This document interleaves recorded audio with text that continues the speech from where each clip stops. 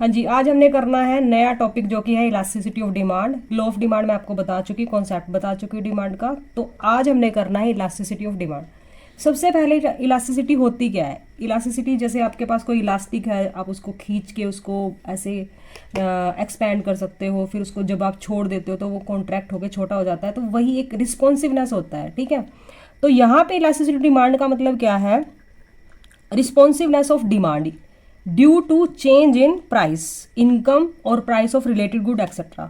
Basically क्योंकि हम इसमें तीन ही चीज़ों का इफेक्ट ज़्यादा देखते हैं, तो उसका प्राइस का, जिसको हम प्राइस इलास्टिसिटी ऑफ डिमांड बोल देते हैं, एक इनकम के चेंज का, जिसको इनकम इलास्टिसिटी ऑफ डिमांड बोल देते हैं, और तीसरा होता है आपका रिलेटेड गुड्स का, जिसको हम क्रॉस इलास्टिसिटी ऑफ डिमांड बोल देते हैं। राइट, तो रिस्पॉन्सिवनेस किसकी है? ये डिमांड की है। और चेंज किस में हो रहा है? उस डिमांड में चेंज किन के चेंज के कारण हो रहा है? या तो प्राइस हो सकता है, या इनकम हो सकता है, या प्राइस ऑफ रिलेटेड गुड्स हो सकता है, इवन एडवर्टाइजमेंट भी हो सकता है। राइट, लेकिन क्योंकि आपके सिलेबस में ज़्यादातर ये तीन ही होते हैं, प्राइस, इनकम और price of related goods. Right, so ये हो गया आपका इलास्टिसिटी ऑफ डिमांड। देन ये कॉन्सेप्ट दिया किसने था? This concept was given by first Cournot and J S. Mill, जो कि हमारे पुराने इकोनॉमिक्स थे, क्लासिकल इकोनॉमिक्स थे। राइट, लेकिन इसको जो आज आप पढ़ रहे हो उसका जो हम कहेंगे कि श्रेय या क्रेडिट किसको जाता है, वो है हमारे प्रोफेसर मार्शल। प्रोफेसर मार्शल ने इलास्टिसिटी ऑफ मेजर करने के दो मेथड भी दिए हैं, जो हम आगे करेंगे। जो प्रोफेसर मार्शल हैं उन्होंने अपनी बुक द प्रिंसिपल ऑफ ये इकोनॉमिक्स में ये कॉन्सेप्ट को डेवलप किया। राइट, हेलो, हाँ जी, अब एक डेफिनेशन कर लेते हैं। ठीक है, डेफिनेशन डूले के अकॉर्डिंग, ये डूले है, दूल्हा नहीं है। Right, the elasticity of demand measure the responsiveness of the quantity demanded of a good. Right, यानी कि एक किसी भी गुड की, यानी कि गुड का मतलब यहाँ अच्छा नहीं है, गुड का मतलब कोई वस्तु से है। राइट, कोई प्रोडक्ट है। राइट, कि वो कैसे रिस्पॉन्ड करता है, उसकी क्वांटिटी डिमांडेड कैसे रिस्पॉन्ड करती है, किसमें चेंज होने के कारण? To change in its price, price of other goods and change in consumer income. यानी कि इन तीनों में चेंज होने पर आपकी क्वांटिटी डिमांडेड है जो एक गुड की, वो कितना रिस्पॉन्स करती है, उसको बोलते हैं हम इलास्टिसिटी ऑफ डिमांड। यही आपकी डेफिनेशन है, यही आपका मीनिंग है। हाँ जी, अब है टाइप्स। बेसिकली तीन तरह की होती है आपकी जो इलास्टिसिटी ऑफ डिमांड। वैसे तो बहुत कई तरह की हो सकती है, लेकिन जो मेन रहता है वो आपका 3 टाइप का होता है, प्राइस, इनकम एंड क्रॉस।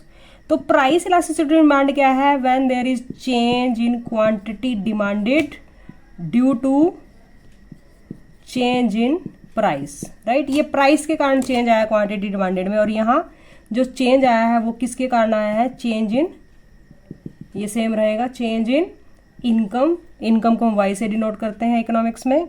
और तीसरे में क्या होगा? जो आपका क्वांटिटी डिमांडेड में चेंज आया है वो इसमें थोड़ा सा चेंज हो जाता है। वो कैसे? चेंज इन, इसमें 2 प्रोडक्ट आ जाते हैं, एक्स और वाई। एक चीज़ का प्राइस रहेगा, मान लो एक्स का प्राइस में चेंज हुआ, और क्वांटिटी डिमांडेड किसकी चेंज हो जाती है?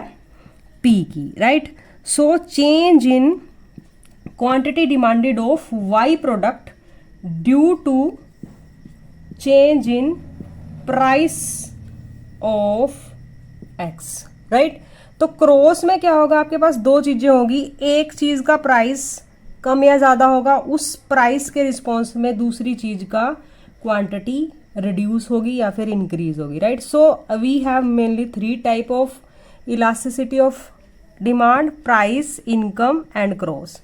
Now we will do different method how we can measure price elasticity, income elasticity and cross elasticity. Right? Elasticity of demand का कॉन्सेप्ट जानने के बाद हमें देखना है कि डिग्री क्या होती है, कितनी डिग्री होती है। उसकी 5 तरह की डिग्री होती है, यानी कि सबसे पहले आपकी perfectly elastic, then perfectly inelastic, then unitary elastic, less elastic और मोर इलास्टिक। परफेक्टली इलास्टिक का मीनिंग क्या है? वहाँ पे इलास्टिसिटी होगी वो इनफाइनाइट होगी आपकी।